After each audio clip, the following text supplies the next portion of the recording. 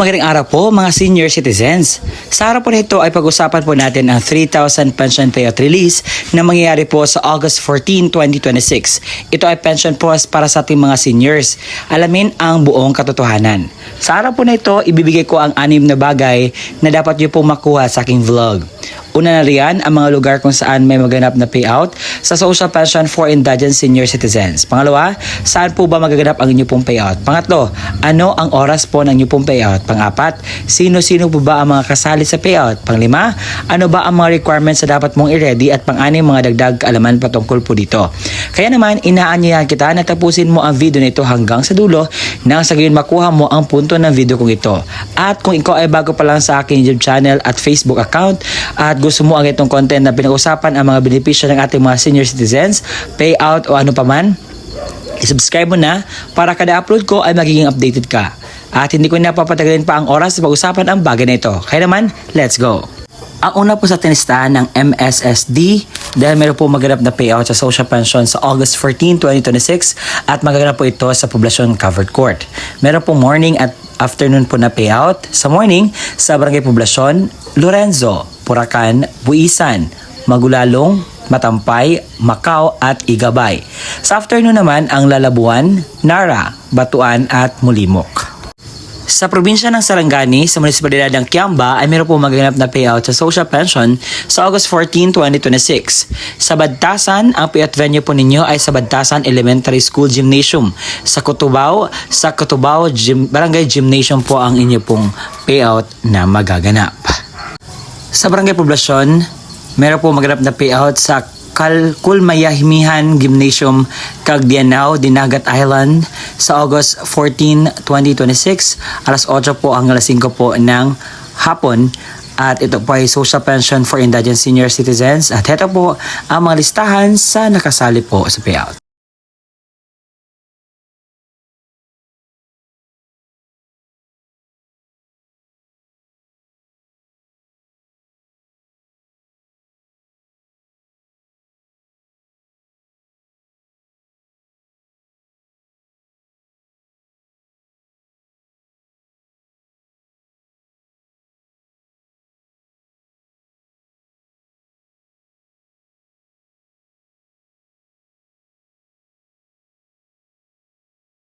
Kasunod po ay ang Barangay Kinabahan sa Masipit, Agusan del Norte. Meron po maganap na payout sa alas 8 hanggang alas 12 po ng tanghali sa Barangay Atatahon sa Kubi-Kubi, Kinabhangan, Akulit, sa Aklan, Amontay, Santa Ana, Triangulo.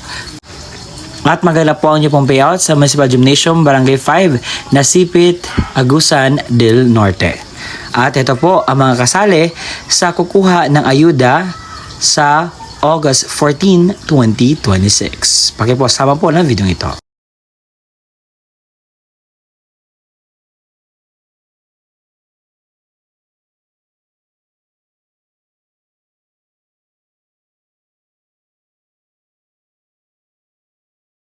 Sa Talibon po ay meron po maganap na payout sa social pension for indigent senior citizens sa August 14, 2026 sa Team A sa venue po ng all 7 island barangays. Sa Kalituban na may 130 pensioners, SAG 56 pensioners,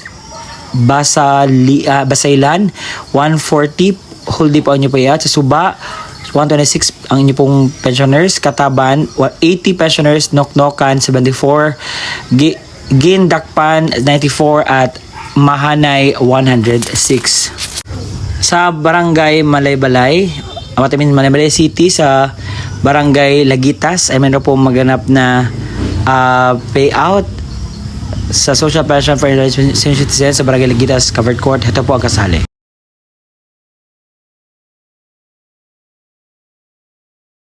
Sa Maluso Gymnasium Town Hall, ito po mga barangay na mag-payout. Sa Lower Porthuland, Shipyard Main, Samal Village, Fuente, North Gaunan, South Gaunan, Abong-Abong, Muslim Area, Lower Mahayahay, Upper Mahayahay, Limbubong. Sa Sultan Amr M. Balindong Gymnasium, Malabang Lanao del Sur sa August 14, 2026, alas 8 hanggang 3 po ng hapon. Ito po ang mga barangay na mag-payout. Sa umaga, Barangay Madaya, Banday, Tamabara, Kalumbog, Jas, Tubok, Chinatown at Mable. Sa hapon naman, Dayamaro, Bagoyandod, Pasir, Bitayan, Manggahan, Matling at Muntay. Sa Barangay Larioja, meron po maganap na payout sa social pension sa August 14, 2026, alas 10:30 ng umaga sa Barangay Larioja Plaza. Sa OSCA po ng Boston, meron po maganap na payout sa August 14, 2026.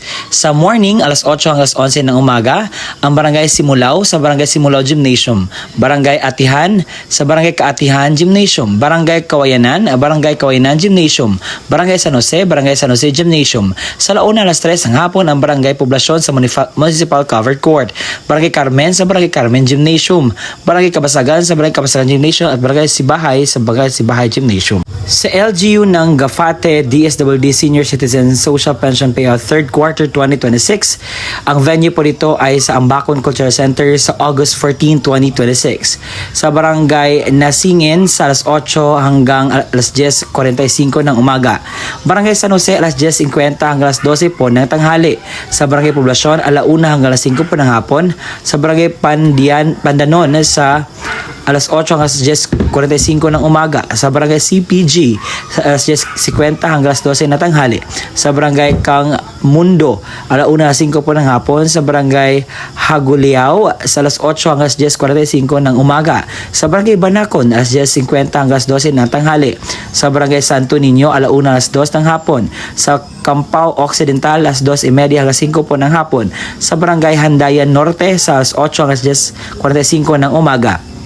Sa Barangay Kabasakan, alas 10:50 hanggang alas 12 po ng tanghali. Sa Barangay Buyog, alauna alas 5 po ng hapon. Sa Barangay Mahanay, sa alas 8 hanggang alas 10:45 ng umaga. Sa Barangay Salog, alas 10:50 hanggang alas 12 po ng tanghali. Sa Barangay Tugas, alauna alas 5 po ng hapon. Sa Barangay Corte Baod, alas 8 hanggang alas 10:45 ng umaga. Sa Barangay Campao Oriental, alauna alas 2:30 ng hapon. Sa Sagise, meron po maganap na payout sa alas 2:40 hanggang 5 po ng hapon. Sa Alumar, sa alas 8 hanggang alas 10:45 ng umaga. Sa Barangay Taytay, sa alas 11 hanggang 5 po ng hapon. Sa Barangay Handumon, alas 8 hanggang alas 10:45 ng umaga. Sa Barangay Handayan Sur, alas 10:50 hanggang alas 12 po ng tanghali. At sa Barangay Tulang, alas 1 hanggang 5 po ng hapon. Sa Cagayan, Munisipalidad ng Rizal, sa August 14, 2026, umaga po ng payout sa Barangay Latut, sa Barangay Hall at sa mga unpaid o hindi nakakuha, sa Municipal Hall po ang inyo pong payout venue. Ang laging tanong at tinatanong sa akin kung legit ba itong payout na sinasabi ko. Ang sagot po nito ay, oo naman po. The Active Social Pension Law in the Philippines is Republic Act number 11916, which is amended Republic of 1994, providing a monthly stipend managed by Department of Social Welfare and Development or DSWD na magkaroon po ng 1,000 per month. At sa puntong ito, pag-usapan natin ang requirements para sa social pension payout. Una, ang authorized representative or out of area. Please prepare 4 na copies of valid ID sa senior citizens and PhilSys ID with signature or thumb mark. Authorization letter with complete details, screenshot of a clear video calling showing the senior citizens an authorized representative holding an updated calendar and authorized letter. Valid ID of the authorized representative with signature and thumb mark. Sa authorized representative, please prepare 5 kopya ng original na valid ID of the senior citizens with photocopy, death certificate with complete details, warranty and release from liability form, valid ID of authorized and representative with signature or thumb mark. Kapag naman ang mismong senior citizens ang pupunta at kukuha sa pension niya, ito ang kinakailangan niyang i-ready. 4 na kopya ng valid ID ng senior citizens at PhilSys ID with signature and thumb mark. Ang authorized representative or bedridden, please prepare 4 na kopya ng original valid ID of the senior citizens and PhilSys ID with signature or thumb mark. Authorization letter form, photo of senior citizens together with authorized representative holding an updated calendar, valid ID of authorized representative with signature or thumb mark. At yun po ang kumpleto na mga detalye sa balitang ito na sana'y marami kayong nakuha na aral dito.